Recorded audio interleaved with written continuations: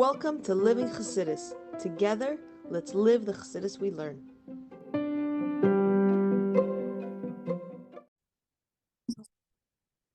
Okay, welcome everybody. Baruch Hashem, we're here at Living Chassidus again. Just a short intro in case this is their first time at Living Chassidus.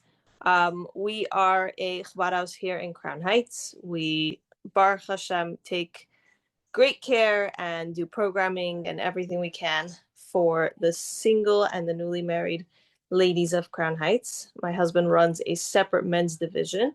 And as part of that, we do a lot of what is befitting to our name is that concept of living Chassidus. When people were in seminary or in school, many times they spend a lot of time learning Chassidus, but once we're out in the world, we have to learn how to integrate both parts. And I think that's part of what led to this course being, brought to Living Chassidus, is the aspect that many of us, once we finish seminary or once, Baruch Hashem, we get married, we have children, as you see, my new daughter, there's certain aspects of the Chassidish lifestyle that we have to learn how to integrate and how to live with in a good, healthy, wholesome Chassidish way. So davening was one of my favorite things of all time, especially in seminary. And once I got married several years ago, once I have several children, it was harder to still feel that inspiration and still feel that connection to the words of davening when I'm just trying to kind of run through the day, survive the morning, and all of that. So in the summer, we hosted a program where we asked what people would like to learn more about, and the topic of davening came up. And many years ago, Baruch Hashem, I had the great zchus of finding a course that was taught by Rabbi Kaplan on Chabad.org. I think it's called Discussions on Tfilah or Discussions on Davening, I'm pretty sure. And I loved it. I would go through it. I would open up a siddur, take notes from everything he said. And in my mind, I always had Rabbi Kaplan's words and everything he taught during that course in my mind when I was davening. And then his siddur came out. He actually published both of them. So that's the picture of the siddur that's in the flyer that we made. And now, Baruch Hashem, we have the great zchus of hearing from Rabbi Kaplan himself. So I will let me just do the settings. And here we go. I should. Okay. Rabbi Kaplan, can you? Yeah, I'm on mute. Okay. Thank you so much for joining us. You're welcome. It's my pleasure. And I say that unequivocally, because anytime, any place that I can talk about Tfilah, I am only too delighted to do it. It's a passion of mine, as apparently it is of yours, and really should be a passion for all Chassidim, because Chassidus is about davening. People may think that Chassidus is about learning abstract concepts, Ishtalshalos, safe and Tzimtzum, and you name it, Adam Kadman, all different things that we are familiar with that we learn at Chassidus. And it's a huge area of knowledge, information, understanding, and that's all true. But the objective of all of that Chassidus is to inspire our davening. I use the following, whether it's legitimate or not, I can't tell you, but that Chassidus is really an explanation of Tfilah. That's what Chassidus is. If you look in the Maimorim, particularly the Maimorim of the Rebbe, there is hardly a Maimah which the Rebbe doesn't explain the inyan of Tfilah. And sometimes 2 inyanim, 3 inyanim in a single Maimah. And it goes all the way back to the Alter Rebbe, the Mittler Rebbe. All of them had an enormous amount to say about Tfilah Tzemach Tzedek. It's an unlimited amount of what you have on Tfilah.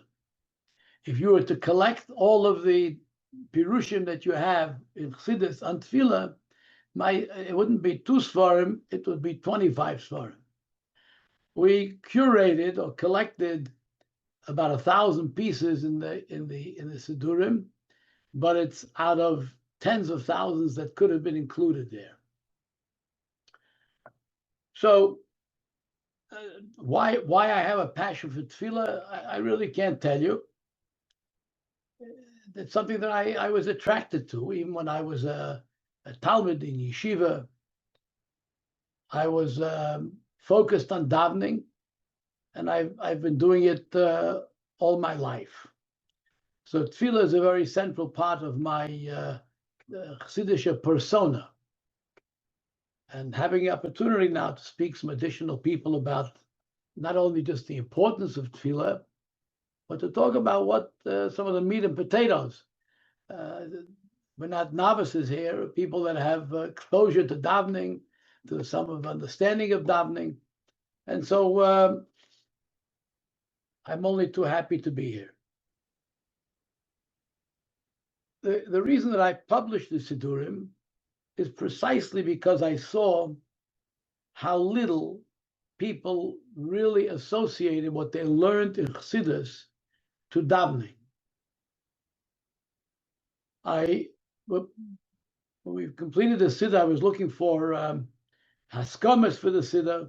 I went to the well-known Mashgiach of Torah V'das, Moshe Wolfson, and I asked him to give us a haskama on the Siddur, because I thought it would give it a certain credibility. Although he was not a chassid per se, he certainly was a chassid of the Rebbe. He went over it and he said, absolutely, no question, he's maskim to everything, and he wrote a very nice letter endorsing it. But after we finished, he said, can I ask you a question? I said, okay. He said, why is it that in Lubavitch, where Tfilah is such a crucial part of what Chassidus Chabad is, and yet in Lubavitch, davening is so diminished, offhanded, unserious? Whatever answer I gave him, but it's a painful question when it comes from someone like that who understands what Chassidus is and what davening should be, and you look around at what our state of davening is today, and it's a poor reflection of what the Rabbeim really wanted from us in Tfilah. Now, I look at the educational system that we have, and that's partially to blame for why Tfilah is the way it is, because we spend so much time. Let's start with the boys first. I'm not sure about the girls, but the boys learn so much of Gemara and Mishnayos and Chassidus, but no one really teaches Tfilah. It's sort of supposed to be something that you pick up by osmosis. No, it doesn't happen. And if you really think about how much time you will eventually, an adult will eventually spend with Gemara or even with Maimorim of Chassidus, as opposed to Tfilah. So a person will learn a few hours a week, halavai, a few hours a week they learn, and maybe an hour a day. If you take the time that you're davening, it's 10, 12 hours a week.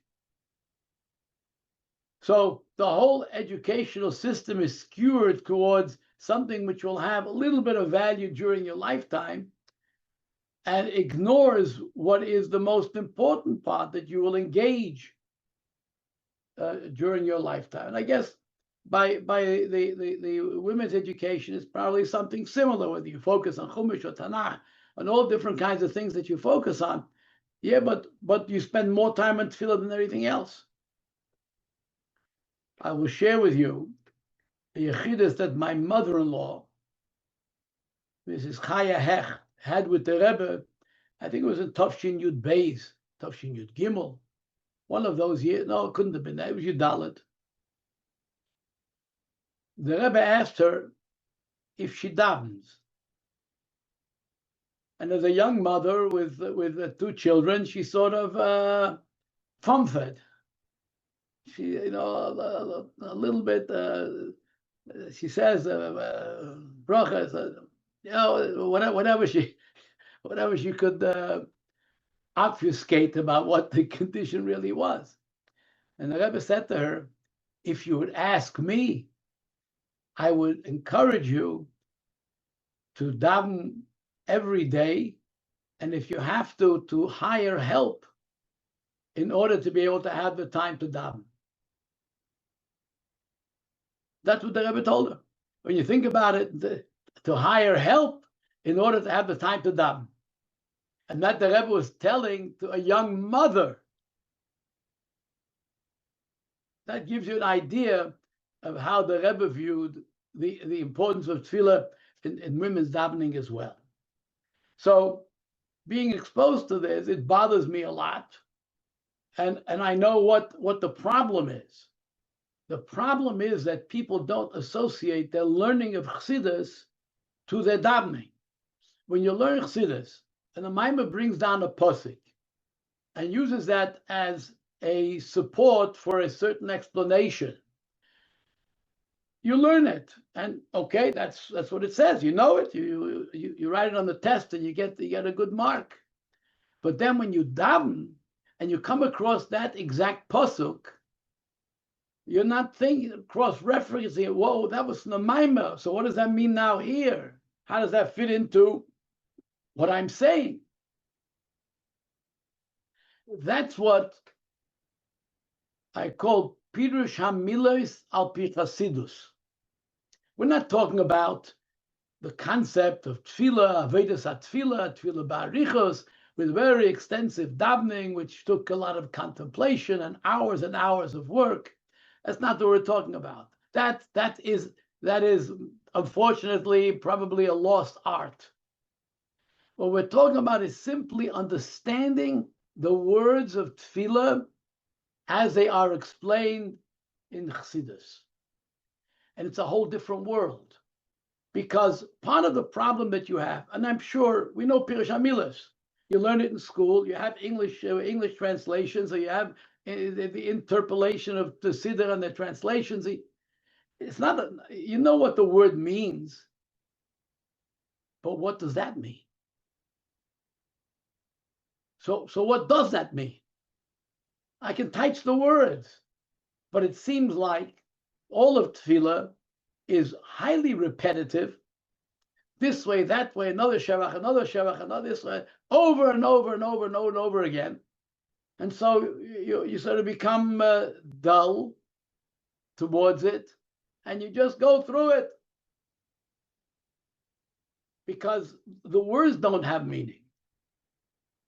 And then what happens is, then you have machshava, the mind begins to travel. I knew a rabbi, a Litvish rabbi, he once said he never had the kind of travel that he has during Shemoneh Esrei. He's all over the world during Shemoneh Esrei.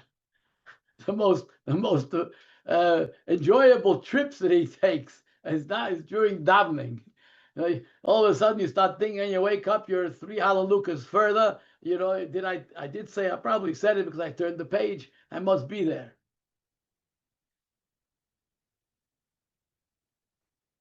And there's a reason for that.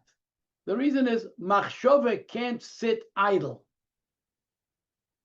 You can't stop thinking. You can stop talking once in a while, but you can't stop thinking. So if your mind doesn't have something to think about, it wanders. It goes on a trip. It associates this to this to this to that. All of a sudden you're thinking about who knows what when you're in the middle of davening. And why is it? It's because your machshava is not there. Why is your machshava not there? Because you have nothing to think about. What can you think about the word, for example, Baruch, blessed? Blessed, okay, blessed. No, so what? Now you look at, you say, see this?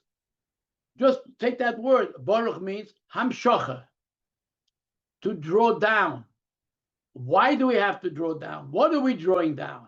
Ata Hashem, it's something you can think about. It preoccupies your mind. So therefore your mind is thinking about the davening. So the problem that there is that you don't have enough chomer in your mind when you're thinking about, when you're reading the words, to engage your mind. And so you drift off into different places. So what I was trying to do is to give people the chomer, the material that they know, have familiarity with. We're not teaching people through the Siddur. They have familiarity with the concepts, with the ideas, and just to bring it into the proximity of the Siddur, so that you begin and you build. One time I look at Pirush, I make a mark, I come back next time, I think it again, think it through a third time, you add another piece, and you have reminders because you're in the Siddur. You can daven from that Siddur. Or you make a cross-reference to the Siddur that you do daven in. So this way you connect the Chassidus with the davening. And once you've connected the Chassidus to the davening, you're in the ballpark, at least, of davening with proper machshava and kavanah. So let me take this back a step earlier. The first thing you have to know is you have to know how to enunciate the words properly. You have to be able to read properly. When you listen to people and they daven, half of the words are garbled words, not distinct individual words. There's a famous story with the Tzemach Tzedek, I'm sure you've heard it, that one of the sons of the Tzemach Tzedek was talking to his mother. Rabbi Tzemach was a big Tehillim sayer, and she complained to him that she's been saying Tehillim for so many years, and she doesn't know Tehillim by heart. She would expect that after so many years, she would know Tehillim by heart. So her son said to her, there's a reason for it. The reason is because every time you make new mistakes, so it's a different Tehillim every time. You're not repeating the same Tehillim. She was deeply hurt by it, and she went to the Tzemach Tzedek and shared what happened. The Tzemach Tzedek called in his son, and he really gave him a bawling out, as we used to say. Hayitochen, he would say something like that to his mother. The Tzemach Tzedek said, when I was in Petersburg, and my life was in Sakona, you know what saved me? What saved me was your mother's Tehillim. And he made his son go back and apologize to her for what he said. So we have the same thing in davening. Why doesn't everybody know davening by heart? You're davening for 2 years, 5 years. You said davening 100, 200, 500, 1,000 times. Why did you know by heart? You know why? Because you make different mistakes every time. So you can't get it into your brain. Now, of course, not everybody makes mistakes in every word that they read, or even common words, but often it's a combination of words being misread. It's phraseology. Tehillim is built on phraseology. Everything is a phrase. Generally, a pasuk is divided into two, and each side is subdivided into two as well. And you have to put these phrases together to have the cadence of the Tehillim.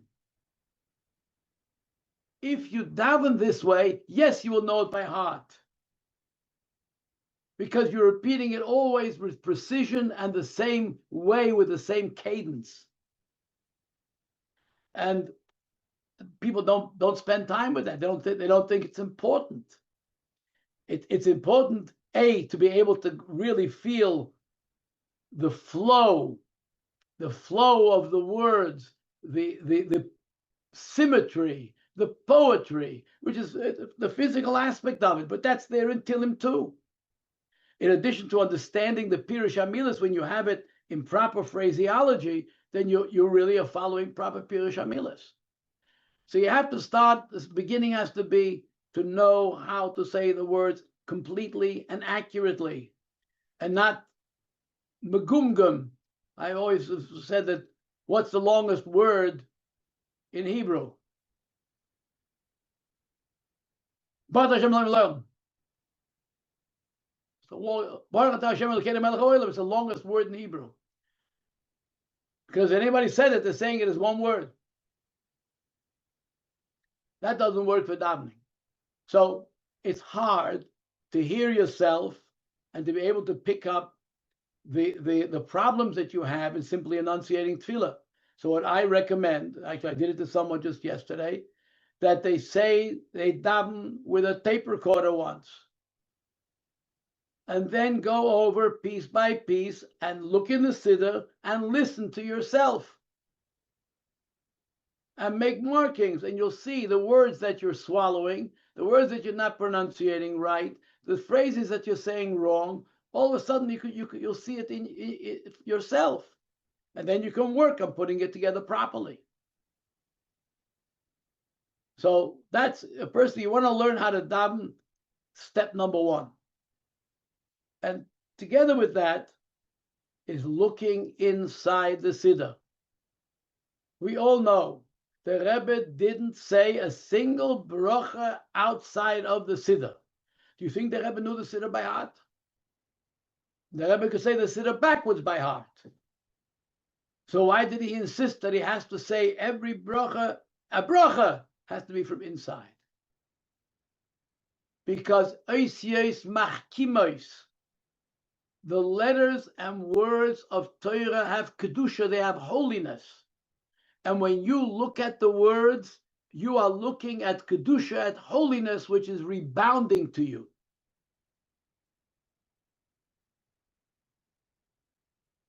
In addition to which, when you look at the words, you're focusing your mind on the words. I will be very honest and unembarrassed to tell you that I literally read the words. I don't just look at the words. I read the words in my mind like a second grader. Not only is there nothing wrong with it, it keeps your attention on the words of Tfilah. And it gives you the kedusha of the words. Incidentally, which is why I am very much against davening from a cell phone. A cell phone doesn't have real words. It's not oisius tamis. It doesn't have kedusha, and it doesn't accomplish what you need, beruchnis, when you're looking at the actual words of a sefer, diyoy ala klaf, print on a page. So you have to daven from a siddur, and you have to read the words. Especially when it comes to Shemona Esrei, you actually read the words like you did when you were a child. The Rashba, when the Rashba was asked about his kavonos and tefillah, what he means when he davens to Hashem, whom is he thinking of? The Rashba was a makubal. The Rashba answered, Ani mispalel ledas hatinek. I daven to that Eibishter that the child davens to. I don't think a high sophisticated, a child davens and he thinks Eibishter. That's how I think Eibishter. And they with the Rashba. That's why I say there's nothing degrading about reading the words, looking at the words, reading the words. That's really where you start at the foundation of tefillah. Now we'll move up. Machshava. So there, what I was talking about before is machshava. Second stage, machshava. So if you read properly, it helps you focus the machshava, but you have to have chomer in the machshava. And what does that mean? So everything in this world is made up, has to, not everything in the world, in a human being, has to have chayis. We are living beings. How do our words live? What makes our words not just computer-generated words, but living words? Machshava. Machshava is the chayis of dibur. If you want to have animated words, you have to think. You can repeat words by heart, because you know it so well you can just blubber out the words, and it sounds like a computer. There's no chayis in the words because there's no machshava. Machshava is what gives life to dibur. So if you want to have life in the words, so for example, now we're all familiar with what the Baal Shem Tov says on Boya La Teva. Baal Shem Tov says Boya La Teva. Teva means the words of davening. So Boya La Teva means go into the words of davening. Did you ever try climbing into a siddur? How do you get into the words of davening? You know, we chaza this that the Baal Shem Tov said. So what's it supposed to mean? How do you get into a word of davening? A word is a word on a page. A word is an expressed word. How do you get into it? The answer is, as the Rebbe says this, through machshava. When you put machshava, which is the life-giving force, into dibur, so then you are in the words. Your energy is in the words. So you have gotten into the words of Tfilah. But if your machshava is not there, you're not there. So a parrot can say the same thing that you're saying. So machshava is the life force of Tfilah. So now, how do you occupy the machshava? You occupy the machshava. Actually, if you want to go even higher than this, it has to go first to midas. What gives life to machshava? A midas. The Rebbe says in Tanya, every machshava has a midah behind it. You can't have a machshava without a midah. You have to have some connection to something that you think about. So you have to have a feeling for it. In order to have feeling, what's the highest of feeling? Is seichel, is intelligence, or the intelligence directly to machshava. But that's where you've got to be working in order to have tefillah. So when you take a pirush that we have in tefillah, and you're thinking about it when you're saying the words of tefillah, so then you have machshava, and the machshava gives the dibur and energy. So then you are inside of the tefillah. Then you are davening. And that's the goal that we have to establish. And it doesn't happen overnight. It's training. It's repetition to focus on it, to work on it. And after a while, it begins to get that way. That you can hear when somebody davens. That once was Tzvi Friedman, if you know who he is, Chabad Arog, he does a lot of writing. He once said that, he told this to me, I'm not sure if he ever said it, if he wrote about it, I probably did, that Chaim Reutblatt, who was a Chassidus Yid, who was one of the founders of all the Torah, was davening. And he was standing next to him as about Tshuva just began the process of really immersion in the Yiddishkeit. And he heard him say, and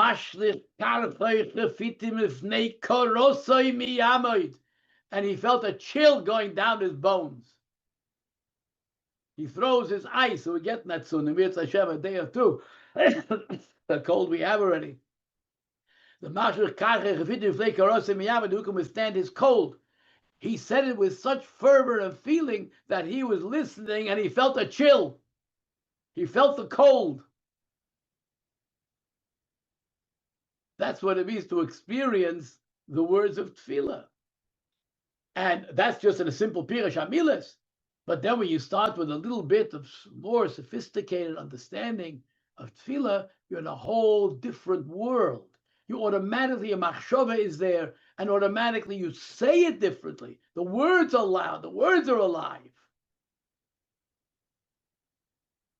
So that's what is the goal of what at least I was trying to do in order to, with the Siddurim, and with the classes as well. There were the various classes that I have in Chabad.org.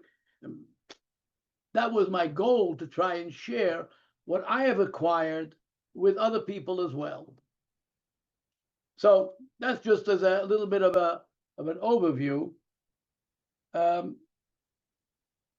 I do want to give you a little bit. I'll give you an overview of Tfilah, where Chassidus deals with it, and it's not the specific psukim, but at least the overarching structure that we have. And it's this material that I have in both Siddurim. I have essays in the back where I lay these things out to some degree. So if you have the Siddur, you have access to the Siddur, you can look at the back. and you'll get a lot of this material. In the world, we have doimim tzemeach chayim medaber, 4 categories of existence: inanimate, plant, animal, and human. Tfilah also goes through these 4 stages for Shachris particularly. So what do we start with? We start with doimim. What does doimim mean? How does doimim fit into Tfilah? Davening is moida. The meaning of moida, the way we say the meaning of moida, in the English translation will be, I admit, I concede, or I give thanks. The more common is, I give thanks. What does thanks have to do with admitting? What's one to do with the other? It's one word, and they come up with these 2 different interpretations. How are they sitting inside quietly inside one word? How do they get along there? The answer is, what does thanksgiving mean? When you say thank you to someone, what are you doing? You're putting yourself into an inferior position and acknowledging a superior position. I thank you because you did something for me. So I was lacking, I was needy, and you were giving.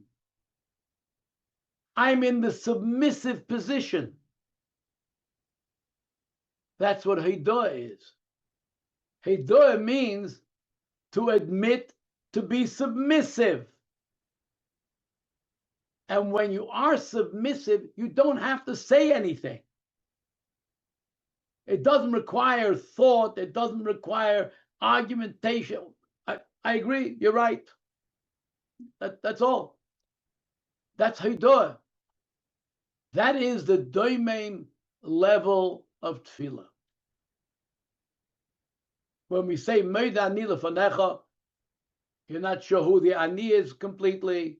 You don't know who the fanecha is, but you do know Meida. The famous story with the Rebbe, one of the Baal Tshuva asked the Rebbetzin what the Rebbe's favorite tefillah is. And to her surprise, the Rebbetzin said, I'll ask him. Come back tomorrow and I'll tell you. And she came back the next day and she said she asked the Rebbe, and the Rebbe said his favorite tefillah is Meidani. For those who know, Inyan Shoter Chassidus was all built, and the Rebbe said a whole Tafshin, 50 years now, Tafshin Chavov, which is Kislev Tafshin Chavov, that whole extraordinary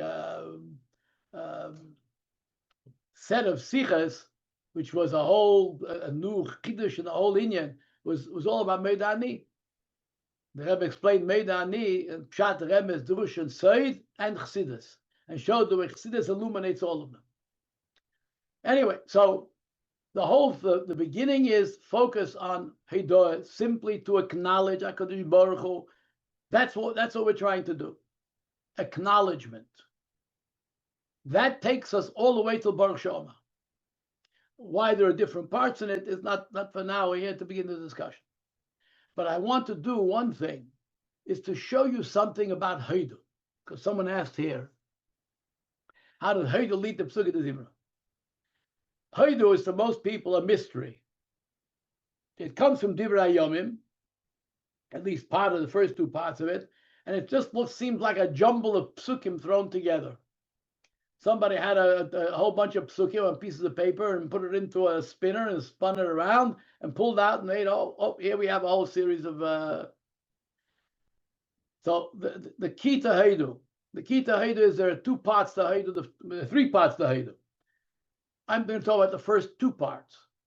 The first 2 parts, first section, is from Hidah until Umemshichai Al Toreu. That was what David HaMelech composed to be said for the Korban Tamid Shel Shachar.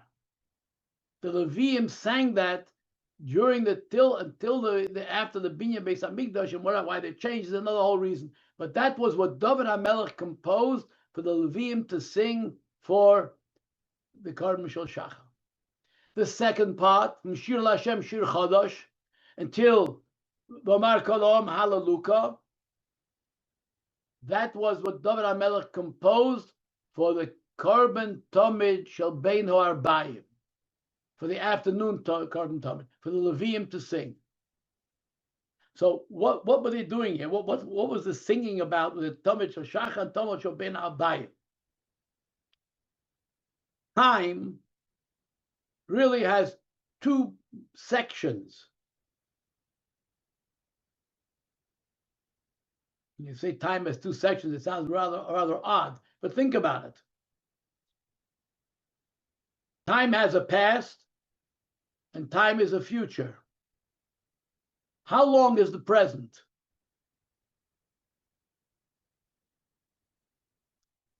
A nanosecond. That's what the present is. Time is really past and future. Because once that nanosecond passes, it's now in the past. If it hasn't come yet, it's still in the future. So really, the Karban Tamid Shel Shachar and the Karban Tamid Shel Bein Ha'arbayim are really encompassing the entirety of time. It's the two phases of time. In the context that we're talking about of Avodas Hashem, the two phases of time are the time before Mashiach and after Mashiach. Those are the two phases of time. So one is to deal with the past, with history, and what will happen all the way through, and one deals with what will happen in the future, Yemei Mashiach. Those are our two paradigms of time. So Hidul Hashem begins talking about first introducing HaKadosh Baruch Hu, and we have to acknowledge HaKadosh Baruch Hu. And then we talk about, I won't go into the details of where it is in every pasuk. You have to understand what the psukim is saying. We're talking about the Neflois HaKadosh Baruch Hu did Brias Shemayim Ba'oretz, which is called Mishpatei Fiv. We're talking about even the nature of HaKadosh Baruch Hu created in the world was all as a result of Yisrael. And then we begin with the early development of Bnei Yisrael, which is the Avos. So the bris of Torah and the bris of Eretz Yisrael, which was made with the three Avos, and the way HaKadosh Baruch Hu gave them Eretz Yisrael and protected them. That's our past. That's Tamid Shel Shachar. Tamid Shel Bein Ha'arbayim is Shirul Hashem Shir Chadash. Then we will sing a new song to HaKadosh Baruch Hu. And Basra Miyayim Liyayim Yeshuah, day by day we have the Yeshua. Don't think that the Yeshua is only at the end of time when Mashiach comes. We're making the Yeshua every single day. Basra Miyayim Liyayim Yeshuah, day by day we're creating the Yeshua. We're moving, we're building towards Yemei Mashiach. And then we go through with that what will happen in the world, the way HaKadosh Baruch Hu would judge the world. And ultimately the end of that is to say Hallel Hashem, which is to reveal HaKadosh Baruch Hu's presence, which we are doing. That's a little bit of a synopsis of those first two parts. The rest are additions that were made later. Why and what is another story. So that's part of acknowledgement. Haidah. Simply acknowledge, whether you like it, don't like it, know it, don't know it, acknowledge. We have the ability within us, the doimim shebenefesh, the inanimate of the nefesh is capable of simply saying, Kadosh Baruch Hu, we submit to you unequivocally. Then comes the second part, Baruch She'oma. It's called Psukkah de Zimra because we're moving from the inanimate to the world of plant, which is the life world. What gives words life? Song. Song is made to give notes and words life. And that's what plant life is. It's be'emes a doimen. It's be'emes an inanimate. It's words. The words are inanimate. But no, when you put the words and do zemer, you put song into the words, then you have living words.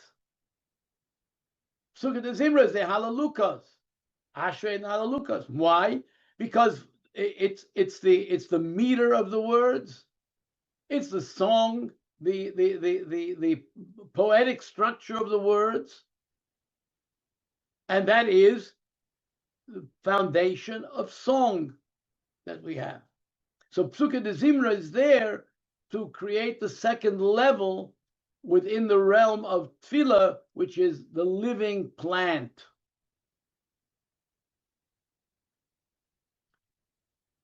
That takes us all the way through to Birchas Kriyas Shema.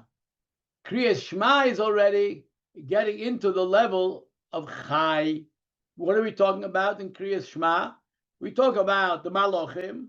What are the Malachim? The Chayis HaKodesh. What is that about? It's about acknowledging HaKadosh Baruch Hu as the Boirei Olam.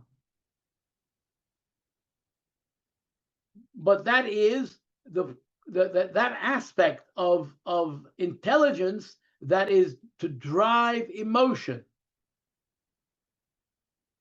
That's what it is. Because we have to have V'ahavta L'Hashem Elokecha. At the time in B'kayim V'ahavta L'Hashem Elokecha is the time of Kriyas Shema. And this way is why Ava and Yira are so different. Because Yira Shemaim you have to have continuously. Ava you can't have continuously. Ava has to be focused in a particular time when you're going to have Ava. You can't walk around all day in love with God. What are you going to do? Ava preoccupies you. So we have Ava, we have Kriyas Shema. So you have to build up to that. To build up like Kadosh Baruch Hu, the way the Malachim relate to Kadosh Baruch Hu, where Kadosh Baruch Hu chose us even greater than the Malachim. Ava Soilem Ahavtonu, you loved us with an unlimited love. Why are we saying that? The Rebbe explains in Tanya, because we're trying to be reciprocal, to reciprocate to HaKadosh Baruch Hu. If he has Ava for us, we will reciprocate with an Ava. What does Yisera mean? A great mercy and even more. What's the even more? More than the Malachim.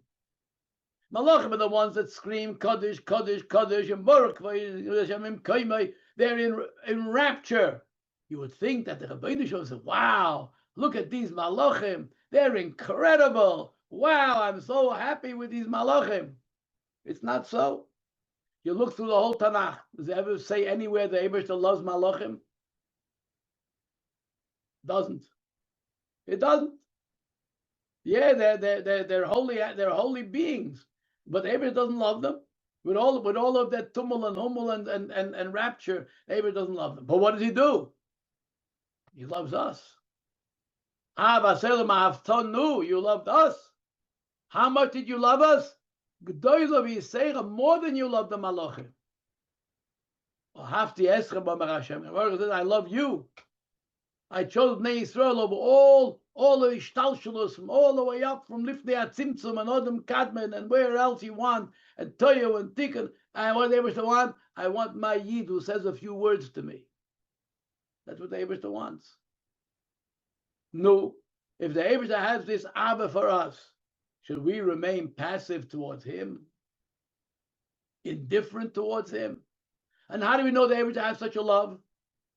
Maybe he doesn't. Maybe he doesn't. What's the proof? The proof is exactly who we are. Why did he have to make everybody so different? He made Malachim, he made huge categories. You have Malachim, which are Michael, the troops of Michael, Gavriel, they're all the same. They march in unison. Millions of billions of Malachim, and they're all just copies of the previous. In which category they are, that's where they are. And the Eibishter took people, and he made them all different. Why? He could have made us all look exactly the same, clones. Why do you have to make us different? Because the Bechira of HaKadosh Baruch Hu, that he chose us, which is what we say, what does it mean he chose us? It's not just he chose us as a people which is distinct. He chose us as individuals who are distinct. Why did he need someone looking this way and someone looking this way and someone having a personality like this and someone having a personality like this? Because he cared about it. If he didn't care about it, you make it all the same. What's the difference between a machine-made item and a handcrafted item? Why do you pay more for a handcrafted item than you pay for a machine item? The answer is because a machine-made item is a copycat item. It has no individuality. It has no distinction. And so what? Okay, what it is, what it is. You have something which is handcrafted. Every time it's made differently. So there is more personality that's invested in a handcrafted item than you have in a machine-produced item. So that's why we value it more. HaKadosh Baruch Hu went and handcrafted each and every one of us exactly as we are, with all the particulars and foibles. What am I? The word I'm looking for? Foibles. With all of the foibles that we have, whatever it is that our particular personality and appearance and body has, it's unique. Why is it unique? Because the Eibishter chose this particular person in this particular way. Uvano v'charta, you chose us. And you chose us because you love us. So Rabbeinu Shalom, we want to reciprocate that Ava. That's what we want to do. That's what we have in Kriyas Shema. So Kriyas Shema is already emotion, drawing in our emotion. That's the animalistic level. And finally, we go to Shmoneh Esrei. And Shmoneh Esrei is Ka'avda Kamamora, which here is a little bit of an anomaly thing. We would think that if you come into the level of Adam, so Adam would be the great thinker. We should have philosophical statements in the Shmoneh Esrei about most abstract of things where only geniuses can think about them. And Shmoneh Esrei seems to be pretty pedestrian. We stand and we speak quietly before HaKadosh Baruch Hu. Because the ultimate quality of an Adam is bittul. To be able to nullify yourself. That's the real quality of an Adam. Try and tell a behemoth, try and tell an animal not to make so much noise. Someone is sleeping nearby. Stop being such a bulvan. No. An animal, he cannot limit himself. Whatever he is, he's got to be the way he is.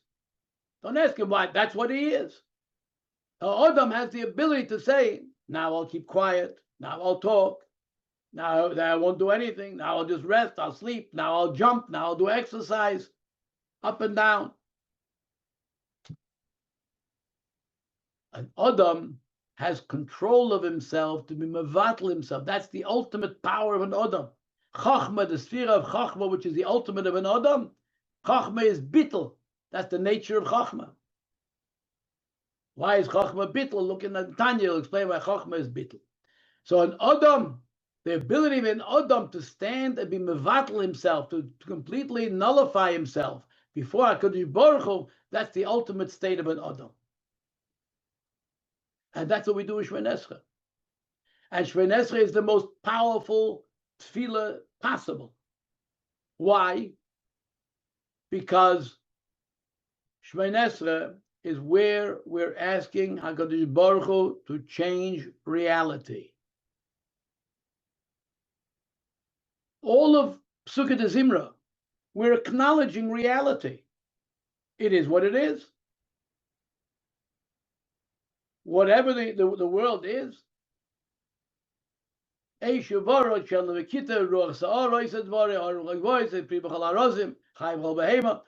it may be, we're acknowledging what the world is. We're saying it in a way of praise to HaKadosh Baruch Hu. But we're not. This is what the world is before us. Comes to Shemini Esrei, we say, no, now we're getting serious here.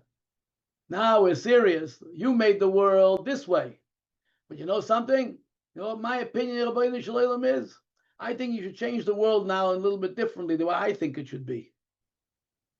You know what that is? You understand what that is? We're telling the Eibishter, no, we know a little better than you. You need to do something different. What does that mean?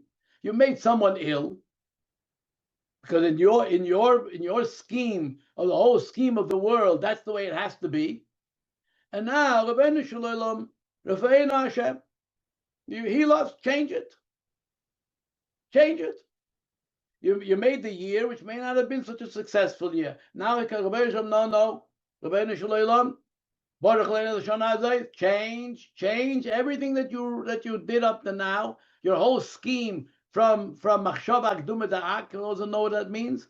All the way Machshava Akduma Da'ak, which you had all this plan perfectly planned out, and now it's saying, Rabbeinu Shalom, no, now I want you to change it. And the Rabbeinu Shalom is willing to listen to us to change it.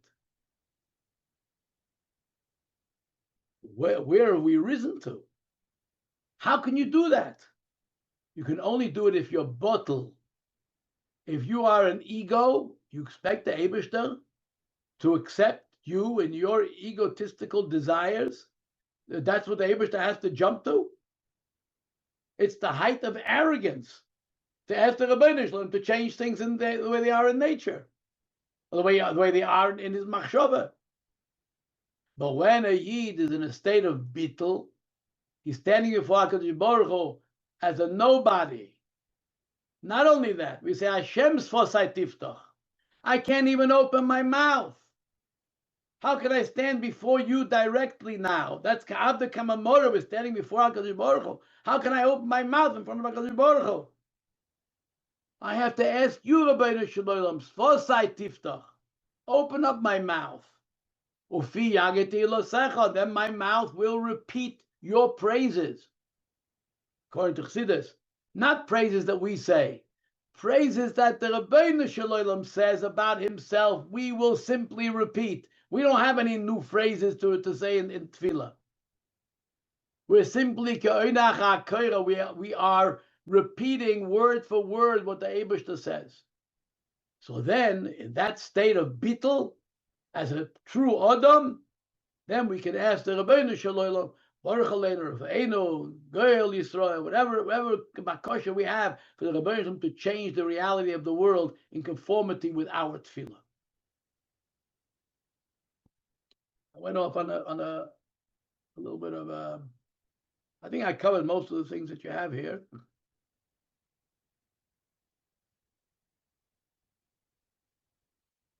In terms of a very important point, to ask HaKadosh Baruch Hu. A lot of people that criticize davening say, what is davening? A shopping list? Let me tell you what I need. Go get it. That you give to your husband, you give him a shopping list and go get the things I need. That's the Rabbeinu Shalom. Well, what are you coming with a shopping list? The greatest tefillah is a shopping list. Most sublime tefillah is a shopping list. Why? Because every time you ask HaKadosh Baruch Hu for something, you're acknowledging that he is the one that provides it for you. If you have a cold, shouldn't have a cold. Have a cold. You say, should I stand in Shmones and say, Rafael Hashem, please, I need to get out of this cold. You come to most people and say, you need to get out of the cold. Take vitamin C and zinc and you get out of the cold. What are you diving to the Eibishter for the cold? Are you bothering the Eibishter because you have a cold? What's wrong with you? That's diminishing HaKadosh Baruch Hu. When a Yid says, Rabbeinu Shalom, I know you gave me this cold and you're going to heal this cold because I'm asking you to heal me from this cold.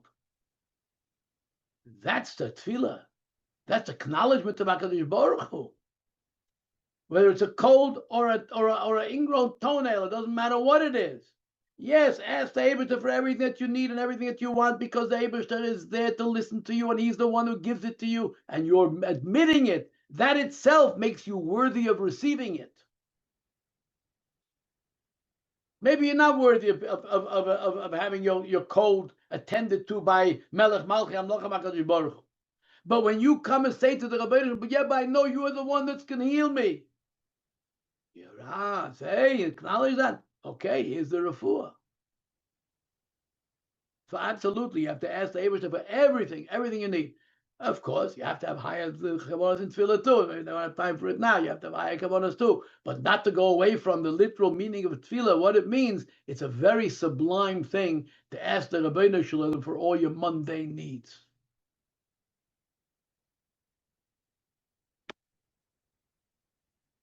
What can I say? The rest of all I say is I'll give you a plug. Buy the book, buy the Siddurim, listen to the Shiurim online, and learn how to daven, and you'll thank me for the rest of your life. Amen. I agree. I think there were a couple of questions. Do you mind if I read them out to you? I thought I covered the questions. I think I printed them out and I covered them. No, I mean right now, like on the. Okay, yeah, go ahead. All right, new questions, yeah. If you're thinking about Baruch Ata, but you're up to 3 paragraphs later, your mind is still wondering. Does that? Do you have a? If you're thinking about Baruch Ata, your mind is your mouth is not going to automatically wander off into the next phrasing. Okay? It's not going to happen. So basically, if you're thinking about those words, if you're thinking about those words, your mouth will stop. Mm-hmm. It'll stop and it'll. Because your mind is controlling your words, not the other way around. Mm. If it's a tape recorder, you would be right. But generally, mouths are connected to machshava. What do they say? Engage your brain before you open your mouth. Mm. And then there's another question. It says, Rabbi, but sometimes davening feels like we keep speaking and davening, and it feels like I want a response, and I just keep asking and not hearing a response or anything. You have any thoughts on that? It's absolutely true. It's absolutely. The reason we daven to HaKadosh Baruch Hu is not because we expect a response. We daven to HaKadosh Baruch Hu, we want to express ourselves. Sometimes we have a response that we experience. Sometimes we don't. But the important thing is self-expression. What do people want to do? Most people want to talk, not listen. So why, when it comes to HaKadosh Baruch Hu, all of a sudden you don't want to talk, you want to listen? We want to, the whole idea of Tfilah is us expressing ourselves. Sometimes we're zoicha to hear HaKadosh Baruch Hu's response, or see or experience a response in whichever way it is. But when you feel emotionally moved by Tfilah, it is extremely satisfying. And the response is not even relevant. An emotional experience is what you're looking for. And you don't need a response to an emotional experience. If I come away from Tfilah and I feel uplifted, or I feel an Avos Hashem, or I feel close to HaKadosh Baruch Hu, in my own persona, so I did get an answer, didn't get an answer, so what? It's satisfying. It's when you're davening only with asking for a request and expecting to get an answer that it's like you're typing on AI or something. That's not what it is. Okay. Mm-hmm. I just being brief about the subject.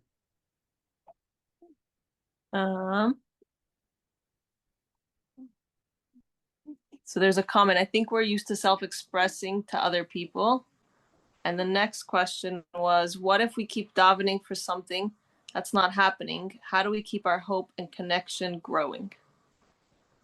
The getting something in return is not the objective of davening. It's communicating with HaKadosh Baruch Hu. Chassidim used to say they're going to daven, they're going to an important meeting. if you feel that you've communicated with HaKadosh Baruch Hu inside of you, or you get or you don't get, but that's your tefillah. Your tefillah is your feeling of connection. So yes, we want to receive, but that's not the only objection of tefillah.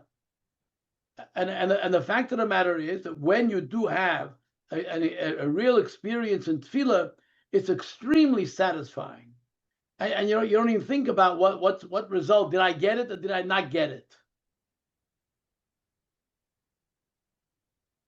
The Rebbe Rashab once said, if hedonists would know the pleasure of tefillah, they would drop everything they do and they would run to daven.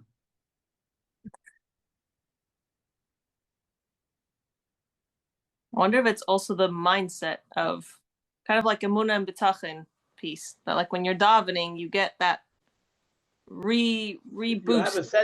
You have a sense of feeling of communicating with HaKadosh Baruch Hu, and it is an exhilarating feeling. Mm-hmm. There was, let me follow. How do you make it emotional? It doesn't feel like a connection, doesn't feel like communicating, especially if making it into a lamdanish thing. We're not making it into lumdus. He said, the point that I made earlier was the pirush hamilos. The pirush hamilos is what's important. Just to think briefly the meaning of the deeper meaning. It draws in your whole machshava and emotion. It's not an easy process. It's a difficult work. It's a task, and it comes over a period of time. It's not something which you just pick up and you say, okay, now I know how to daven. No, it is a long-term training process. And I think it connects back to what you were saying earlier about the words. And if you actually take the moment to think about them, then you would stop saying the rest of the words and you would connect to them. And I think that's what made a big difference when I took your course. It slowed things down when I needed to. When it was a time that it connected, it's like a clencher, it's very powerful. Yeah. Very, very powerful.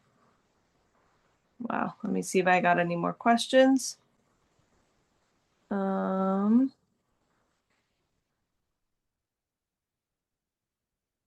think that covered. Okay, very well. Yes. Thank you so much, Rabbi Kaplan. Kol tov. Kol tov. Thank you.